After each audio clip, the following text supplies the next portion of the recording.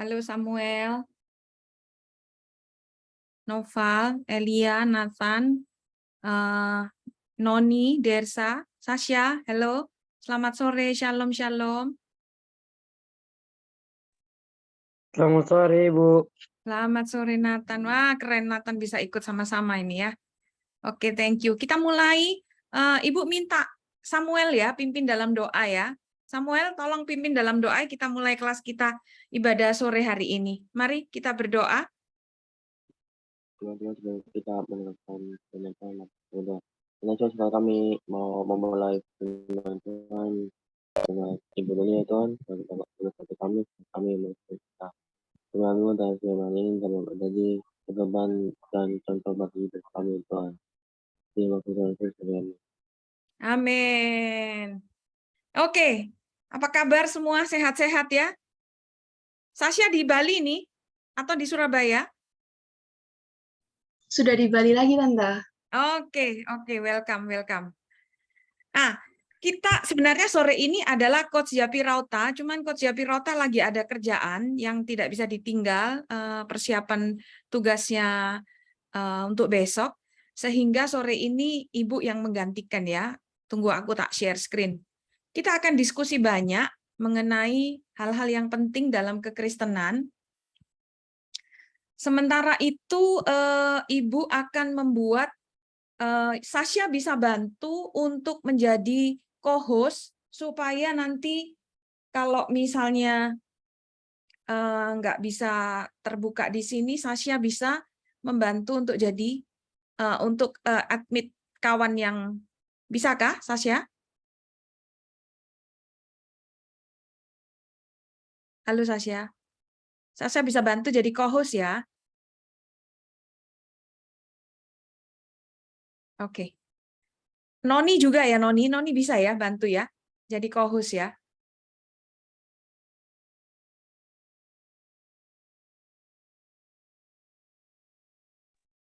Sempat hilang ya? Halo? Iya, Ibu. Sorry. Jaringannya ini padahal udah pakai kabelan.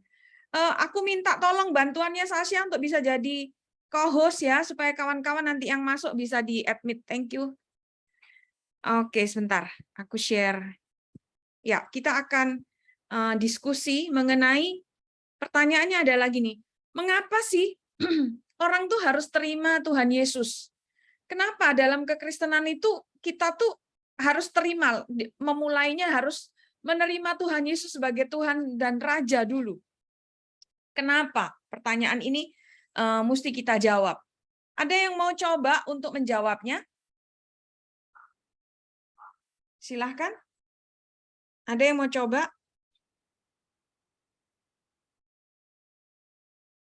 Halo? Ada yang bisa? Mau coba? Nggak apa-apa, salah nggak apa-apa. Kenapa? Kita untuk menjadi Kristen itu kenapa kok kita tuh harus terima Tuhan Yesus? Kenapa?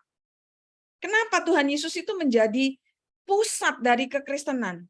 Dengan kata lain pertanyaannya gitu, kenapa Tuhan Yesus tuh jadi pusat jadi Kristen? Kalau kalau nggak terima Tuhan Yesus itu tidak disebut sebagai orang yang Kristen gitu. Nggak apa-apa. Menurut saya, Ibu, supaya orang bisa diberkati.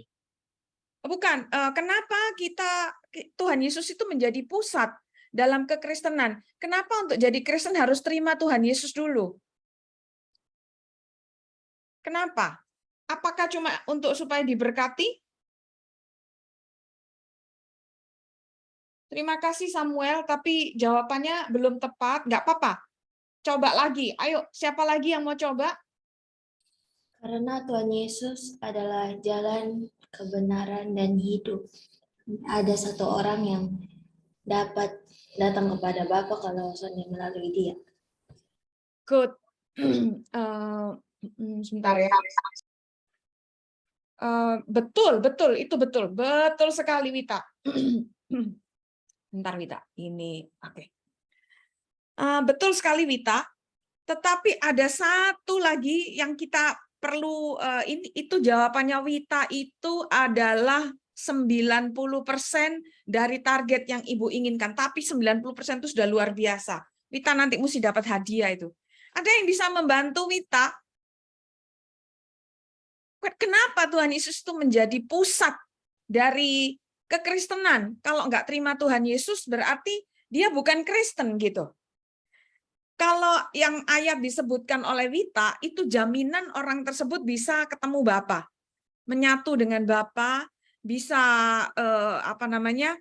masuk surga, ya, ketemu Bapa, menyatu lagi dengan Allah, menyatu dengan bisa memanggil Allah itu sebagai Bapa. Ayat itu bisa. Tetapi ada pertanyaan lain, kenapa sih harus terima Tuhan Yesus dulu baru bisa disebut sebagai Kristen? 90% itu jawabannya Wita tadi. Good, good, good. Ayo, ada yang mau coba lagi? Silakan. Sasha mau coba?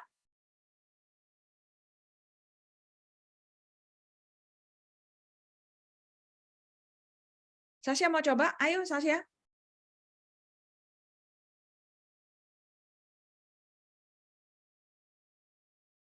Oke, untuk menjawab itu semua, sebentar ya. Menjadi sebuah pertanyaan yang penting ya.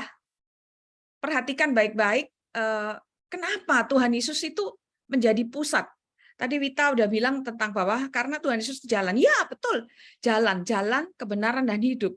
Tidak ada seorang pun datang kepada Bapa kecuali melalui Tuhan Yesus. Tidak ada seorang pun bisa menyatu dengan Allah, ketemu dengan Allah, kecuali melalui Tuhan Yesus. Betul, ya. Tapi sekarang ini kita akan belajar kenapa Tuhan Yesus itu menjadi pusat dari kekristenan. Oke. Buka di, Ibu minta tolong ya, salah satu bacakan Kejadian 1 ayat 26. Kejadian 1 ayat 26. Bisa dibantu? Kejadian 1 ayat 26. Saya, Ibu. Thank you, Elia.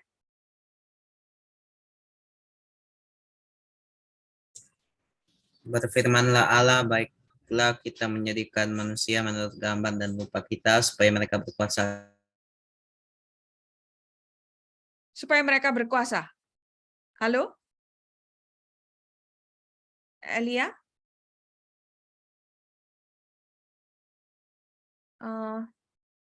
Elia suaranya hilang, atau Ibu yang hilang nih? Ada yang bisa bantu? Suaranya Ibu masih bisa terdengar kah?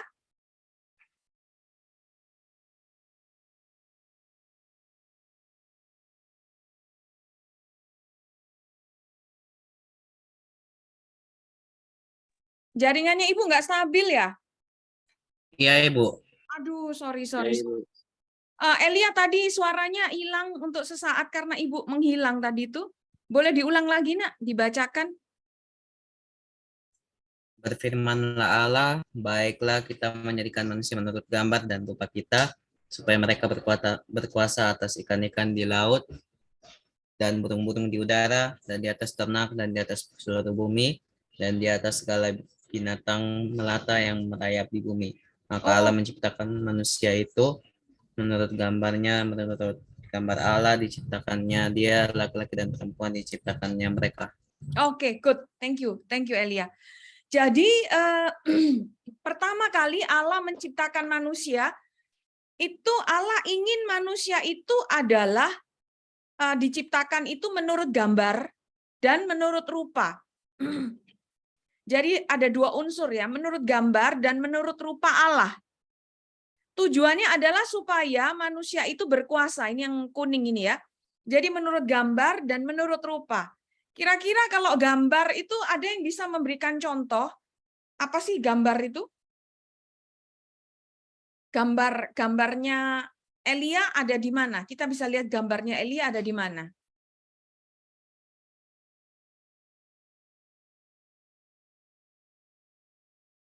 Gambarnya Esther ada di mana? Gambarnya Noval, Nathan, Melissa, salah satu? Gambarnya Sasha, gambarnya Noel, Wita, ada di mana? Kalian bisa tunjukkan gambar kalian ada di mana? Gambar kita ada di seluruh tubuh kita, Ibu. Seluruh tubuh bisa dilihat di mana, Nak? Foto. Betul nggak? Mau lihat gambar? Betul, foto. Tapi foto kan tidak menunjukkan rupa. Rupa itu wujud ya. Rupa di sini bukan wajah. Rupa itu wujud. Kalau gambar itu sekilas gambar. Tapi rupa itu adalah wujudnya. Lebih dia bisa dipegang. Kalau rupa kita, betul tadi yang Nathan bilang, di seluruh tubuh kita ini rupa kita. Terus rupa kita itu juga adalah bagaimana emosi kita, ketika kita bersuka cita, ketika kita bersedih, bagaimana, apakah kita lebih mirip mama atau papa, ya itu kelihatan rupanya Pak Joni, rupanya Ibu Cewi itu bisa kelihatan dari tingkah laku dari Noni, dari Nathan, rupa dari Pak Iwan dan Ibu Rian bisa kelihatan di kapan si Elia, ketika Elia bertindak sesuatu atau Samuel bertindak sesuatu misalnya ya, mirip-mirip dengan lebih mirip ke papa, lebih ke mama. Itu wujudnya, ada wujud di dalam situ. Tapi gambar yang paling gampang kita bisa lihat gambarnya adalah di foto. Nah, waktu Allah ingin menjadikan manusia itu menurut fotonya Allah, gambarnya Allah, dan wujudnya Allah. Tujuannya untuk supaya kita berkuasa. Nah, untuk membuat supaya manusia itu menjadi gambar dan rupa Allah, maka Allah memberikan unsur sesuatu masuk ke dalam diri manusia. Itu ada di Kejadian 2 ayat yang ke-7. Salah satu bisa membacakan Kejadian 2 ayat yang ke-7? Kejadian 2 ayat 7. Saya, Bu. Saya, Bu. Nathan duluan tadi sayang. Thank you. Oke, silakan. Kejadian 2 ayat 7. Ketika itulah Tuhan Allah membentuk manusia itu dari debu tanah dan mengembuskan nafas hidup ke dalam hidungnya. Demikianlah manusia itu menjadi makhluk hidup yang hidup. Oke, thank you. Jadi untuk supaya manusia itu sesuai dengan gambar dan rupa Allah, maka apa yang kira-kira menjadikan manusia itu sesuai dengan gambar, menjadi gambar dan rupa Allah? Dari ayat 7 dari Kejadian 2 ini apa? Bagian yang mana? Bahannya manusia apa bahannya manusia dari Kejadian 2 ayat 7?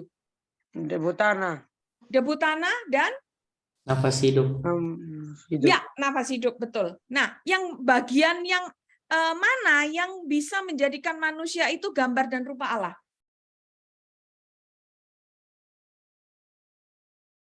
Nafas hidup, Ibu. Yes, Noel. Betul sekali. Nafas hidup Allah. Bukan cuma nafas hidup ya, Nak ya. Nafas hidup Allah.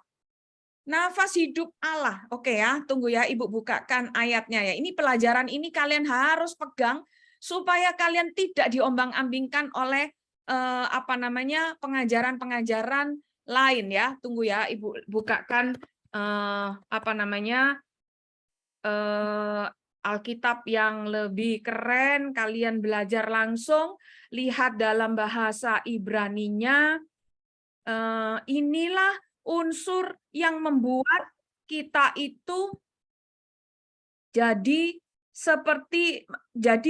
sesuai dengan yang Allah mau, yaitu gambar dan rupa Allah, yaitu nafas hidup kalau dalam bahasa Indonesia. Tetapi kita akan melihat di dalam bahasa Ibraninya, nah ini.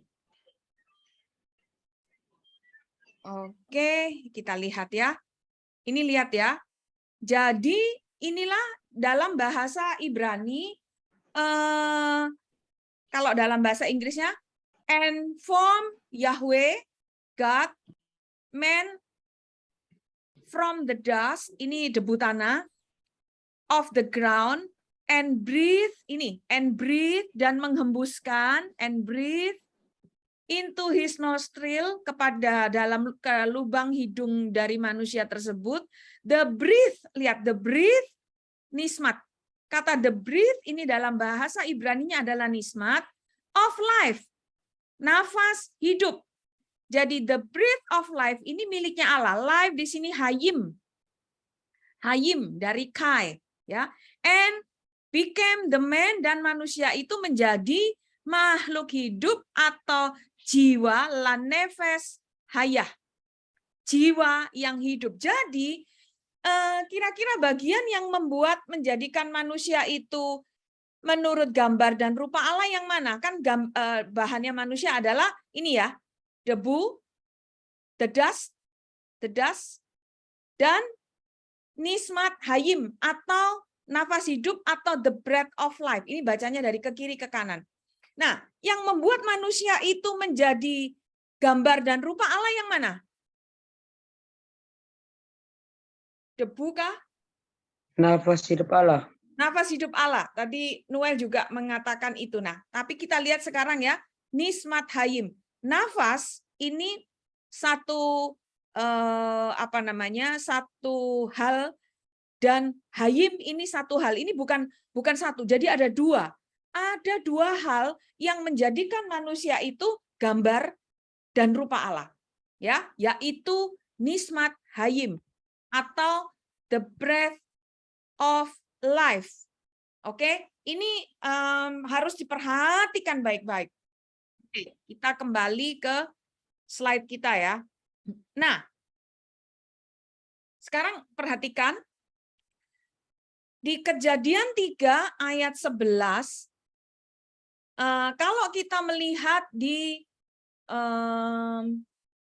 Kejadian, tunggu ya, sebentar ya, konkordansi Alkitab Sabda. Sebentar, Ibu bukakan, kita akan banyak belajar buka ayat. Ini penting buat kalian. Kejadian 3. Oke, kita buka. Ya. Bisa kelihatan ya? Bisa kelihatan kok? Kecil-kecil tapi. Halo? Bisa, Ibu. Oke, thank you. Nah, ini coba kita lihat di Kejadian 3 ayat yang ke-3 dan ayat yang ke-5. Jadi ayat 3 sampai ayat 5 tolong dibaca, setiap ayat boleh satu orang atau satu orang baca ketiga-tiganya. Silahkan. Kejadian 3 ayat 3 sampai Kejadian 3 ayat 5. Hai Ibu. Ya, silakan Samuel. Ayat 3, tetapi tentang buah pohon yang ada di tengah-tengah taman, Allah berfirman, jangan kamu makan ataupun raba buah itu, nanti kamu mati. Tetapi ular itu berkata kepada perempuan itu, sekali-kali kamu tidak akan mati, tetapi Allah mengetahui bahwa pada waktu kamu memakannya, matamu akan terbuka dan kamu akan menjadi seperti Allah, tahu tentang yang baik dan yang jahat. Iya, terima kasih Samuel. Nah, coba ini perkataannya siapa ini? Ayat yang ke-3 sampai ayat yang ke-5 ini siapa yang ngomong? Ular. Si ular, betul. Nah, sekarang kita lihat ayat yang ke-1. Siapa yang mau coba baca ayat yang pertama? Kejadian 3 ayat pertama. Hai Ibu. Nathan ya? Oke, silakan. Nathan atau siapa tadi? Samuel Ibu. Oh, Samuel lagi. Oke, silakan Samuel.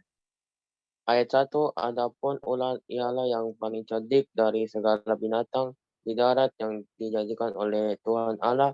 Ular itu berkata kepada perempuan itu, tentulah Allah berfirman, semua pohon dalam taman ini jangan kamu makan buahnya. Ya, jadi ini Allah yang berfirman. Apa bedanya firman Allah dengan perkataan ular? Siapa mau coba? Apa bedanya firman Allah? Semua bicara tentang buah kan? Buah pohon pengetahuan baik dan jahat. Apa bedanya? Perkataannya ular dengan firman Allah. Perbedaannya, firman Tuhan itu hidup sedangkan ular itu membisikkan dan membujuk kita untuk melakukan dosa dan melakukan kesalahan di mata Tuhan. Ya, itu kualifikasinya. Tapi perbedaannya di dalam Kejadian 3 ayat 1 dan Kejadian 3 ayat sampai ayat 5. Kan Tuhan berfirman di Kejadian 3 ayat 1. Tapi kemudian ular berbicara dengan tema yang sama, tema yang sama tentang pohon itu di ayat 3 sampai 5. Apa bedanya?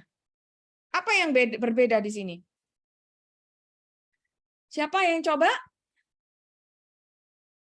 Firman Tuhan, Siapa ini? Esther Ibu. Esther, silakan. Di ayat 1 itu Tuhan menyuruh untuk tidak makan buah di pohon yang Pohon pengetahuan baik dan jahat, oke. terus yang ayat 2 dan 3 tetapi 3 itu sampai ular 5. Heeh. tapi itu ular bilang kalau ini makan itu buah boleh Ibu. Terus apalagi selain boleh? Ada yang bisa bantu Esther 75% betul sudah? Ada yang bantu Esther untuk 25%-nya? Selain boleh apa? Ular bilang kamu tidak akan mati kalau kamu memakan buah itu. Ini siapa ini? Nathan Ibu. Oh, Nathan, keren. Tidak akan mati. Oke, terus selain itu apa lagi Nathan? Ada lagi Nathan? Matamu akan terbuka dan kamu akan menjadi seperti Allah. Iya. Betul sekali, itu di ayat 5 ya. Oke, terima kasih guys. Thank you. Nah, ada perbedaan ya. Allah jelas-jelas melarang. Yang menurut Allah jangan dimakan. Kalau kau makan ini barang, kau mati. Terus si ular bilang, oh enggak, lu sudah akan mati. Justru lupung mata akan terbuka, lu jadi seperti Allah, lu bisa bedakan mana yang baik, mana yang jahat, gitu kan? Gitu. Nah, waktu mereka makan, tiba-tiba betul seperti ular. Omongannya ular itu betul nggak, Sonde? Omongannya ular ada betulnya, Sonde? Siapa yang mau jawab?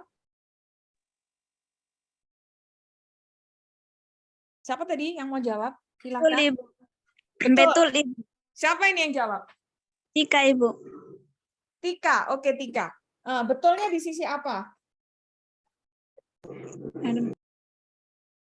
Betulnya di sisi apa?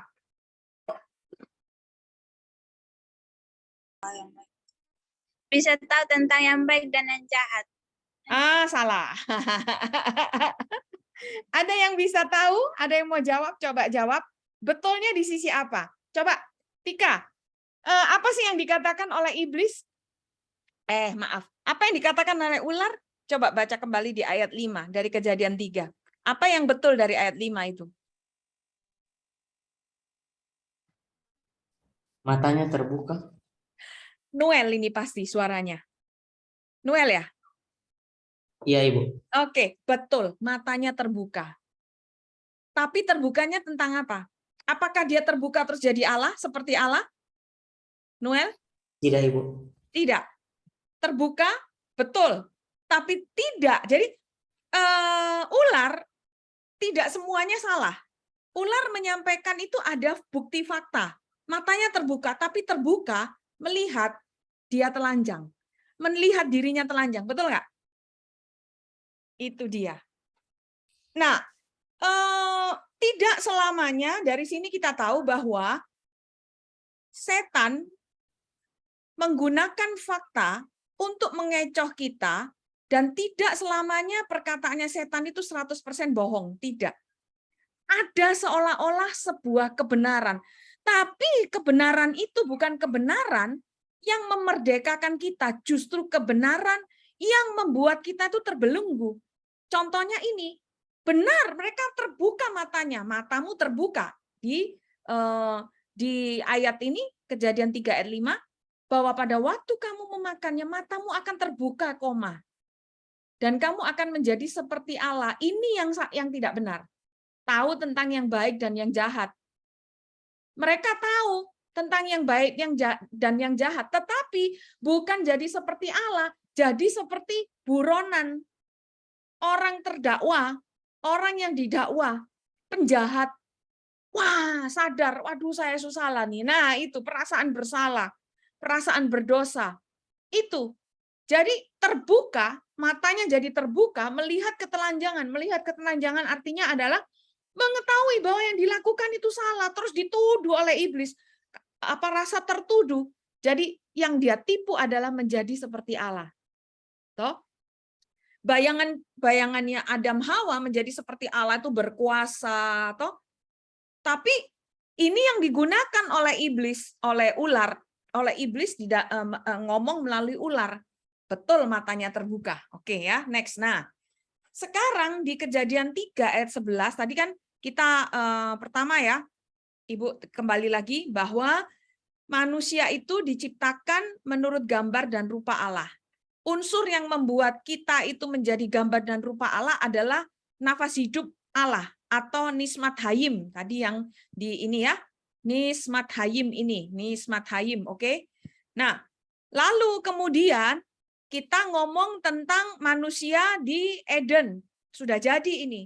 Mereka ini sudah menjadi gambar dan rupa Allah.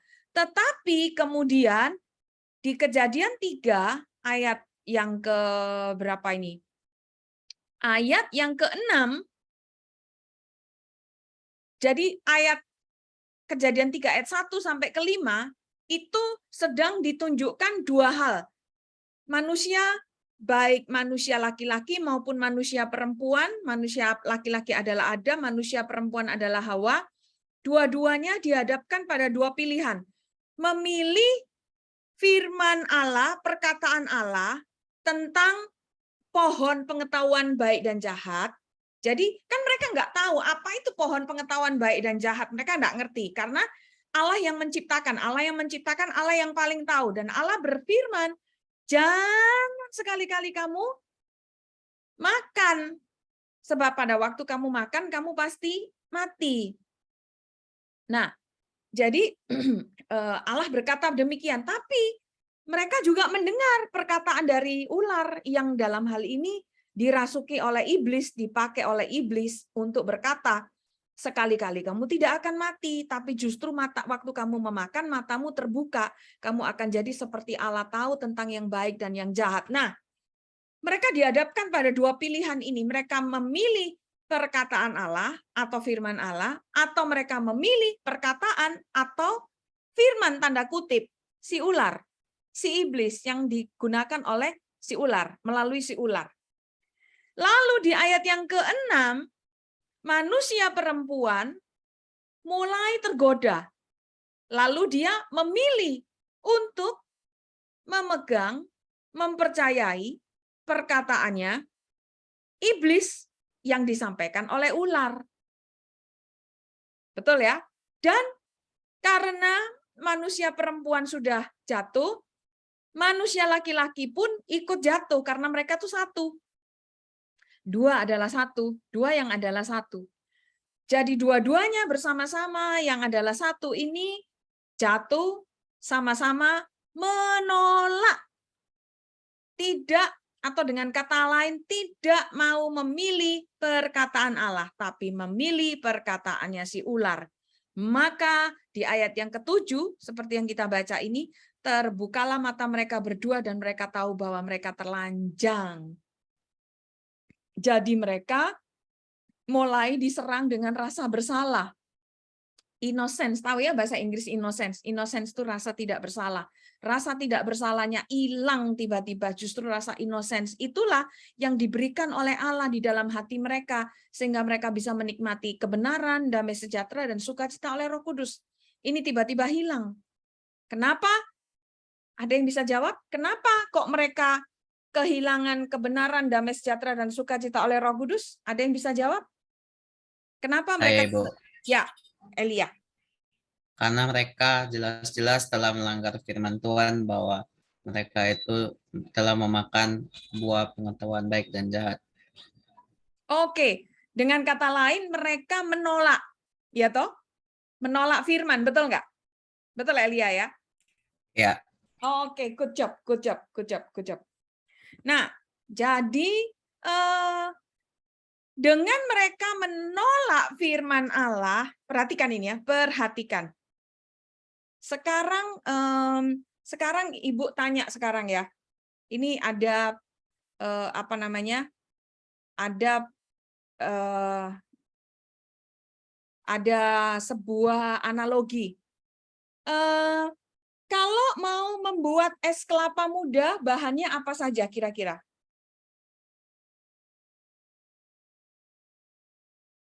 Halo? Kalau mau bikin es kelapa muda, bahannya apa? Es kelapa muda, susu, Heeh.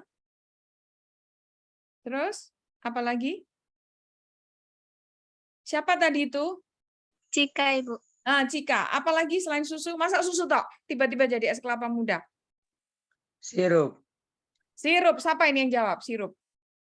Nathan, Ibu. Oh, Nathan. Oke. Susu, sirup. Apa dengan susu dan sirup sudah jadi es kelapa muda?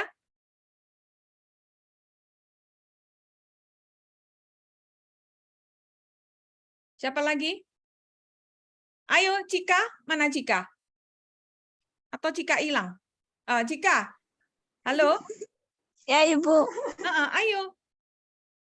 Susu sudah, sirup sudah dari Nathan. Apa lagi?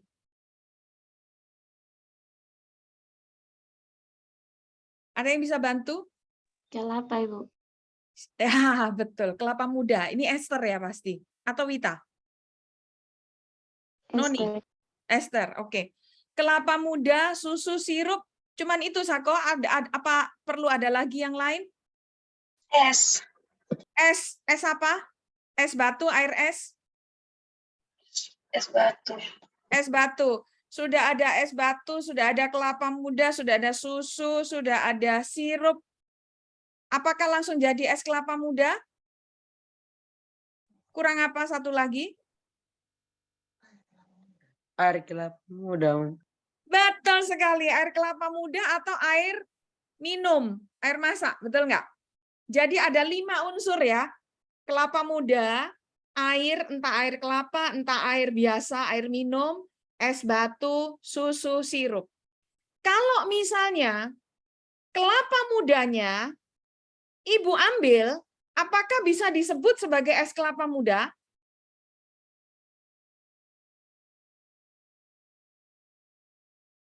Halo?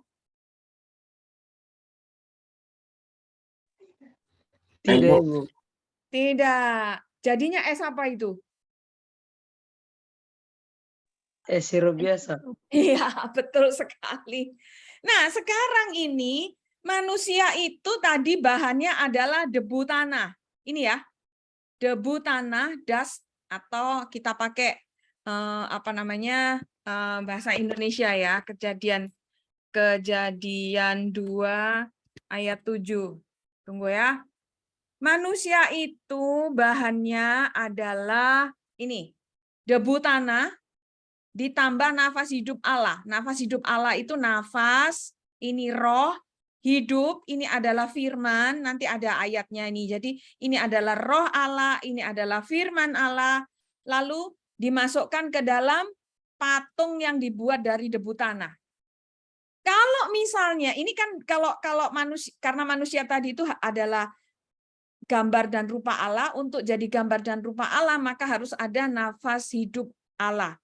Kalau nafas hidup Allah ini, hidupnya yang adalah firman ditolak, kira-kira manusia menjadi gambar dan rupa Allah?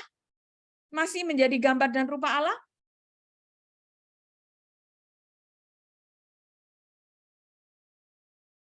Halo?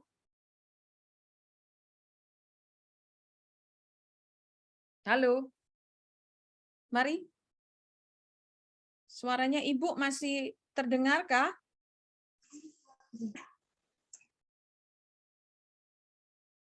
Halo? Masih, Bu. Halo. Oke. Ya. Kalau misalnya, tadi kan kita bahannya, Ibu buat satu gambaran itu es kelapa muda. Kalau kelapa mudanya diambil, apakah disebut sebagai es kelapa muda? Tidak, jadi es sirup. Nah, kalau misalnya manusia itu yang adalah gambar dan rupa Allah, bahannya itu adalah debu tanah, ditambah dengan nafasnya Allah, ditambah dengan hidupnya Allah. Hidupnya Allah itu adalah firman-Nya. Ini hidup, ini adalah firman Allah. Jadi nafas itu roh Allah dan firman Allah. Kalau firman Allah ditolak, ya, firman Allah ditolak, apakah manusia itu tetap menjadi gambar dan rupa Allah? Tidak. Ya, silahkan. Siapa yang mau coba? Halo? Nggak usah takut, nggak apa-apa. Mari. Sasha? Enggak, Tante. Oke. Kenapa? Kenapa enggak? Ya soalnya kan kembali lagi ke awal tadi kan nafas dan hidup Allah itu udah menjadi dasar dari kehidupan manusia. Jadi kalau itu nggak ada ya nggak jadi gitu. Betul. Ini adalah unsur Allah yang masuk ke dalam hidup, ya, ke dalam debu tanah, sehingga debu tanah itu disebut sebagai manusia. Betul ya? Manusia yang adalah gambar dan rupa Allah. Lalu salah satu dari unsur Allah 2 ya, yaitu roh Allah dan firman Allah. Salah satu dari unsur Allah tidak ada, maka ini betul. Sama seperti es kelapa muda tadi. Sampai di sini ada pertanyaan? Sampai di sini ada pertanyaan? Jelas ya? Bu. Ya, silakan.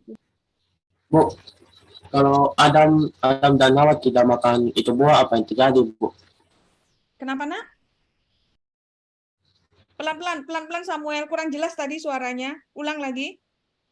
Kalau Adam dan Hawa tidak makan buah itu, buah baik dan yang jahat, apa yang terjadi, Bu? Manusia tidak akan mati. Manusia tidak akan mati, tidak ada kematian, tidak ada penyakit, tidak ada hal-hal yang terjadi di kayak apa namanya, di air bah di Nuh, zamannya Nuh. Itu yang terjadi. Adanya kematian, manusia itu diciptakan bukan untuk mati. Kematian itu terjadi, kematian itu ada karena manusia menolak firman Allah.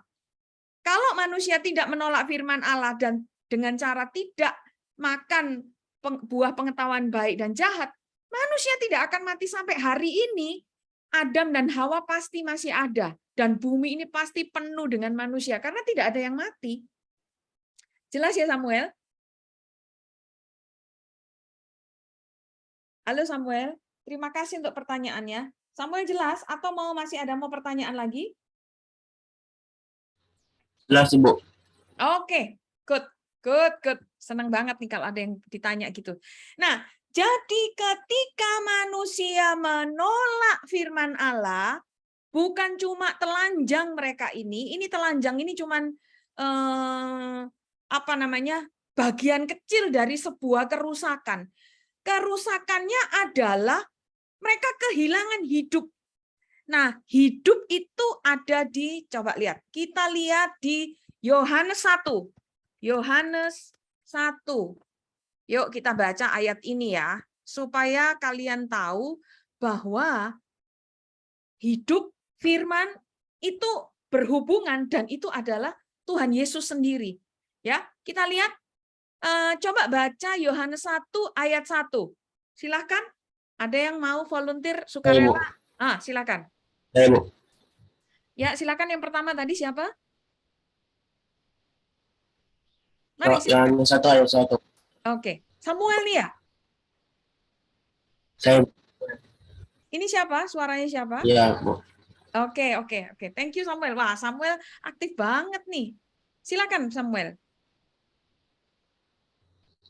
Yohanes 1 ayat 1. Pada mulanya adalah firman. Firman itu bersama-sama dengan Allah. Dan firman itu adalah Allah. Ya, firman itu adalah Allah. Firman itu adalah Allah. Terus kemudian lihat di ayat yang kedua, ayat ketiga, keempat, dan kelima. Silahkan dibaca Samuel, lanjut aja.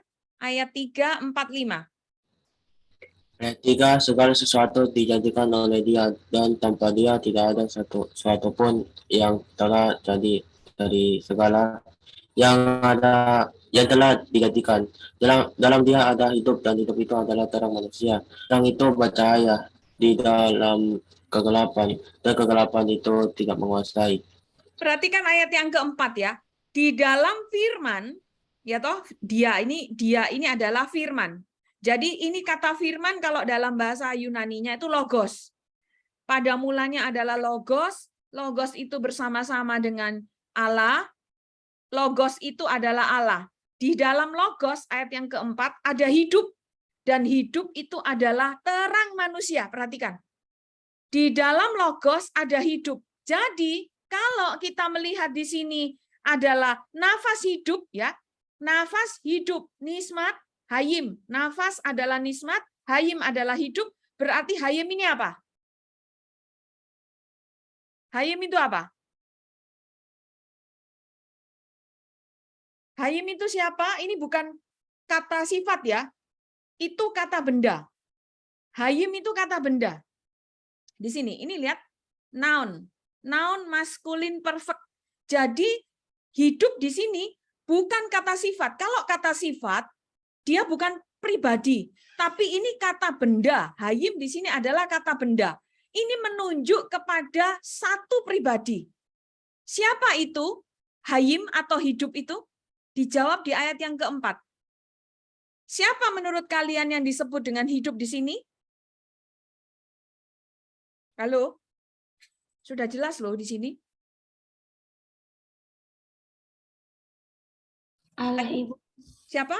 Esther? Noni? Wita? Allah, Ibu. Allah. Betul. Allah secara spesifik. Harus lebih spesifik lagi. Karena Allah ada dua unsur. Dalam diri Allah itu ada firman dan ada roh. Yang mana yang disebut dengan hidup? Roh. Siapa? Roh. Roh. Salah. Roh kan ada di sini nismat. Roh kan nismat. Kita sedang bicara hayim. Nah, hayim di sini disebutkan di ayat yang keempat. Coba perhatikan di ayat keempat. Siapa ini? Dalam dia ada hidup. Hidup itu ada di dalam dia. Dia ini siapa?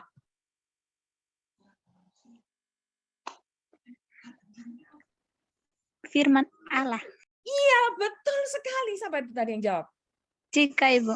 Nah, jadi yang ada hidup itu firman Allah.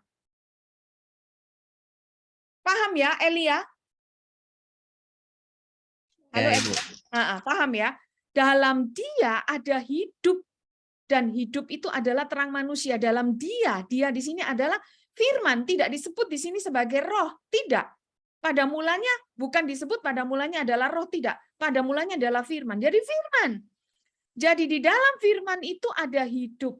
Lalu kembali ini pusat dari pembicaraan ini adalah firman. Lalu di ayat yang ke-14, coba Elia baca ayat yang ke-14.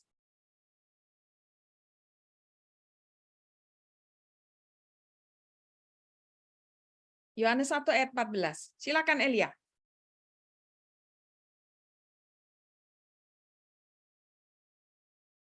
Halo Elia. Halo, suaranya Ibu masih terdengar kok? Masih, Ibu. Oke, silakan Elia baca ayat yang ke-14 dari Yohanes 1.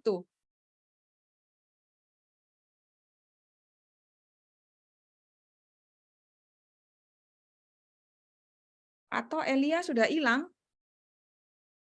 Baca Tidak, berapa, Ibu. Ibu? Ya, Ayat Yohanes 1 ayat 14 supaya Elia tahu.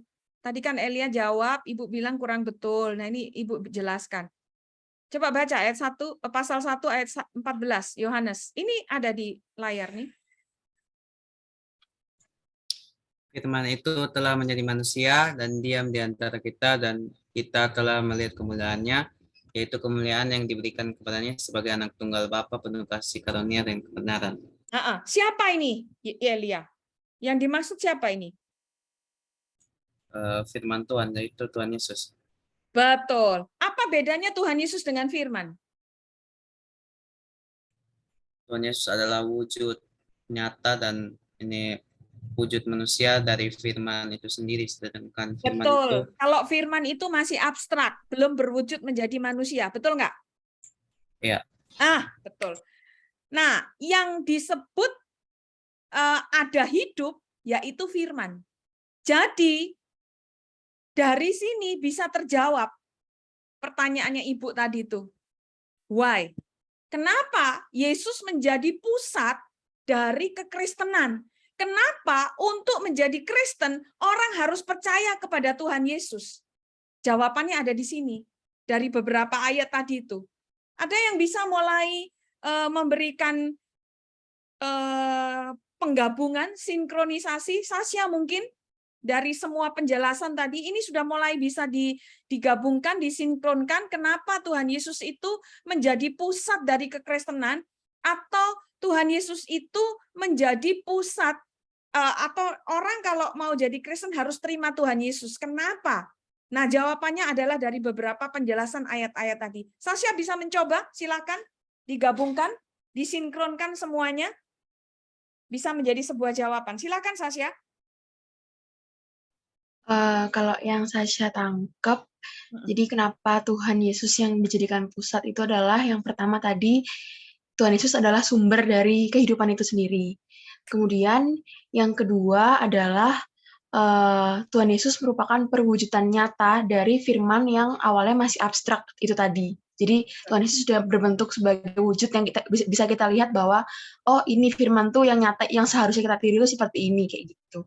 Mungkin dari yang saya pahami gitu sih Tante. Betul sekali. Jadi tidak ada kata lain, tidak ada pilihan lain bahwa Tuhan Yesus mutlak absolut menjadi pintu, menjadi jalan kebenaran dan hidup supaya orang bisa ketemu Bapa. Makanya Tuhan Yesus menjadi sentral dari kekristenan. Apa yang dijawab oleh Wita tadi itu 90%, 10%-nya Ibu jelaskan semua ini dan dirangkum oleh Sasya. Terima kasih Sasya. Kalian bisa paham ini ya. Jadi kekristenan itu semuanya tentang Tuhan Yesus. Kenapa? Karena Tuhan Yesus itu firman. Firman, apa bedanya Tuhan Yesus dengan firman? Apa bedanya Tuhan Yesus dengan logos? Tuhan Yesus adalah logos atau firman yang sudah menjelma menjadi manusia nyata, bisa dipegang, bisa ditiru, memberi keteladanan, hidup, langsung kita bisa lihat, bisa rasakan. Tapi kalau logos atau firman, dia masih abstrak tertulis. Dia masih seperti yang kita lihat sekarang di Alkitab, logos di situ semua. Dan hanya dalam logos sesuai Yohanes 1 ayat 4 ada hidup. Dan hidup itu yang hilang ketika manusia mulai tidak mau tidak mau mengikuti perkataan Allah. Waktu mereka melakukan memilih perkataan atau firman, karena kata dalam bahasa Ibraninya itu adalah kata dalam bahasa Yunani adalah logos. Jadi kata atau firman logos itu sama ya. Dalam bahasa Ibrani ada beberapa kata ya. Tapi kata sendiri itu sama logos. Jadi ada dua logos. Logosnya Allah itu di Kejadian 3 ayat 1 ini tentang buah pengetahuan baik dan jahat ya. Lalu logosnya si iblis yang disampaikan oleh ular di ayat ketiga sampai ayat kelima. Ada dua pilihan, lalu manusia memilih logosnya si iblis melalui perkataan ular itu, sehingga mereka kehilangan hidup. Makanya disebutkan mereka itu mati, seperti yang Allah katakan, bahwa pada saat kamu memakannya, kamu akan mati. Kenapa? Ya karena bukan soal makannya, tapi menolak firman Allah itu akibatnya adalah kematian. Menolak firman Allah adalah kematian. Karena hanya di dalam firman Allah, Yohanes 1 ayat 4, ada hidup. Dan firman Allah itu bukan cuman abstrak, firman Allah itu menjelma menjadi manusia, namanya Yesus Kristus. Itu sebabnya kenapa Yesus menjadi pusat pembicaraan. Jadi sepanjang kalian hidup, Jangan pernah mau digoyangkan oleh apapun, oleh ajaran apapun yang membuat Tuhan Yesus itu menjadi kecil dan bukan siapa-siapa. Tuhan Yesus adalah firman Allah, dan berdasarkan Yohanes 1 ayat 1, karena dia firman Allah, dia adalah Allah. Dia adalah bagian Allah yang menghidupkan. Bagian Allah yang menghidupkan. Roh Allah tetap ada pada kita, karena kalau roh Allah tidak ada pada kita, maka kita mati. Hidup secara biasa. Banyak orang bernafas ya, hidup bernafas maksudnya ya. Tapi hidup yang merupakan gambar dan rupa Allah, maka itu perlu firman Allah. Karena hidup yang di sana itu hidup kekal. Karena itu firman Allah. Sampai di sini bisa dipahami? Sampai di sini bisa mengerti semua? Ibu? Bisa, Ibu. Bisa ya? Ada yang mau bertanya? Silakan, kita diskusi.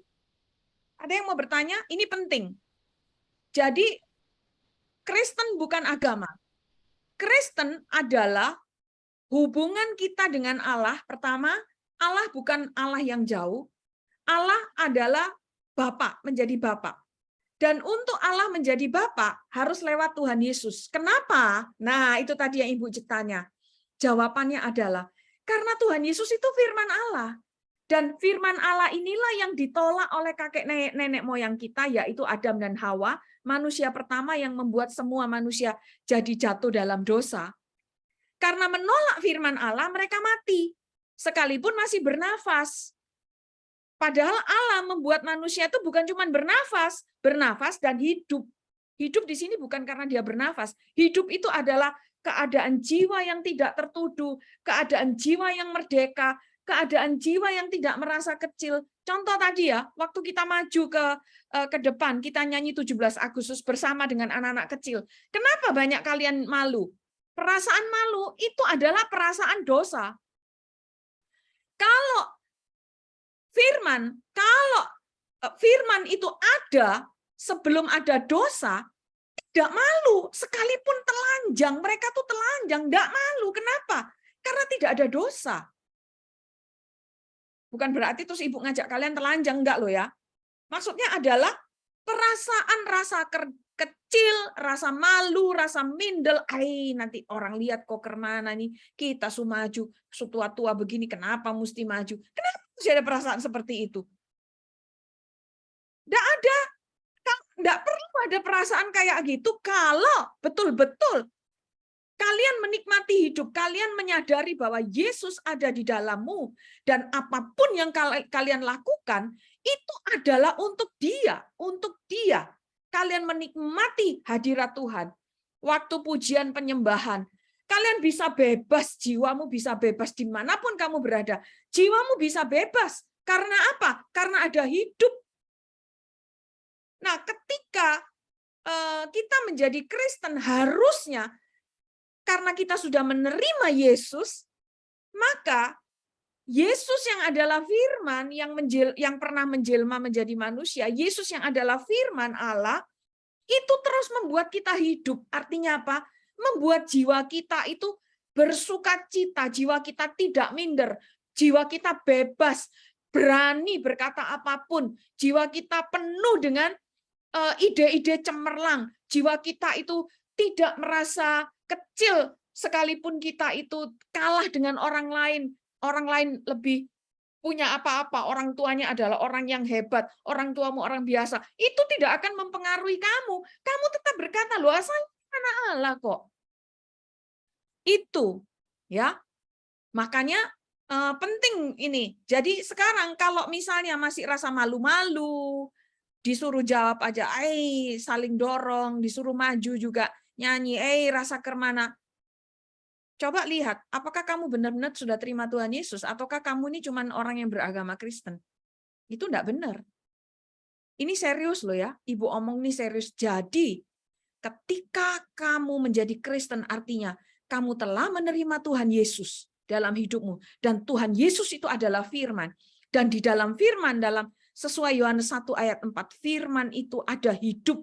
Hidup di sini adalah jiwa yang merdeka, jiwa yang bersukacita, jiwa yang tidak diperbudak oleh rasa minder, jiwa yang tidak diperbudak oleh rasa kerdil, jiwa yang tidak diperbudak oleh pikiran, nanti orang bilang apa, lu nih, beta ini kayak rasa paling tinggi kok badan, sonde terlalu bagus beta ini sonde terlalu ganteng kok, beta ini sonde terlalu cantik kok, rambut keriting, ini beta pun kulit kok rasa kok kermana kok, beta rasa lebih kurang dari kawan. Itu perasaan akibat dosa.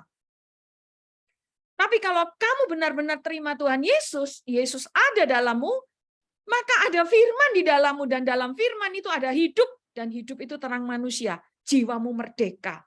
Malam ini kita akan berdoa, minta Tuhan sungguh-sungguh kamu dimerdekakan.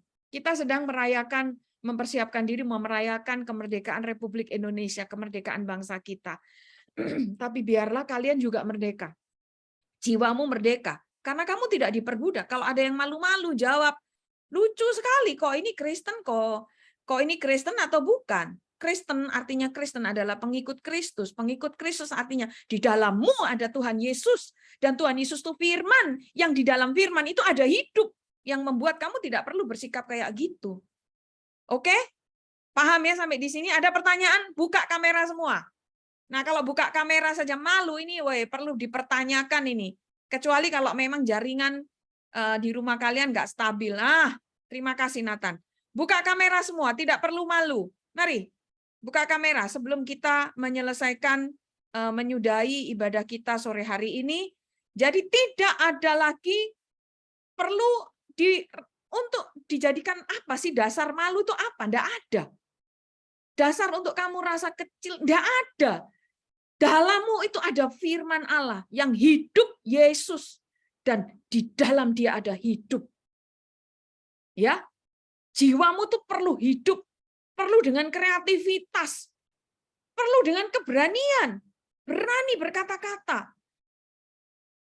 Tidak perlu dipengaruhi lagi, nanti orang ngomong apa, itu kampungan. Ya, itu tanda-tanda kalian tuh masih dijajah oleh dosa.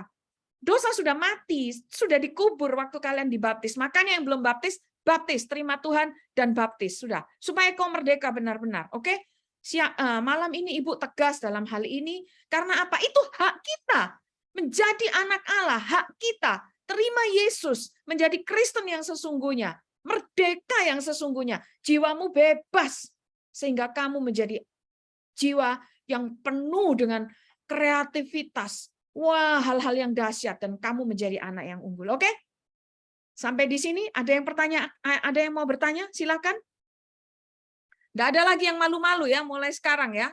Kecuali kalian memang masih hidup dalam dosa, Ibu doakan sudah. Yang belum dibaptis, persiapkan dirimu untuk dibaptis supaya kau merdeka dengan sesungguhnya. Kalau nggak ada yang bertanya, Ibu minta untuk siapa ya? Noel untuk tutup dalam doa. Silakan Noel. Mari kita berdoa. Bapa kami di surga, terima kasih atas pimpinan-Mu dari awal kami roket tadi, dan sekarang kami sudah selesai Tuhan.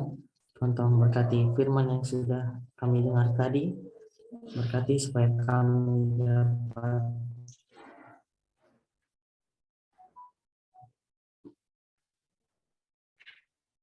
mengingatnya terus Tuhan, dan menjadi panutan bagi kami dalam menjalani hari-hari kami Tuhan. Tuhan tolong juga berkati Ibu Nuni yang sudah membawakan firman. Tuhan tolong berkati supaya bisa mengajar kami juga lain kali Tuhan. Dan Tuhan tolong juga berkati kami yang mendengar supaya tidak cuma menjadi yang lewat sebentar saja Tuhan, tetapi dapat masuk ke dalam kehidupan kami. Terima kasih Tuhan. Aku memberkati anak-anak roket, baik yang ikut malam ini maupun mereka yang tidak ikut, yang mereka akan mengikutnya melalui YouTube. Tuhan, Engkau memberkati Bapak. Perlindungan kuasa darah Yesus sempurna atas mereka. Tuhan, senantiasa Kami percaya Engkau akan terus berbicara sekalipun hamba-Mu ini berhenti berbicara. Engkau akan terus berbicara.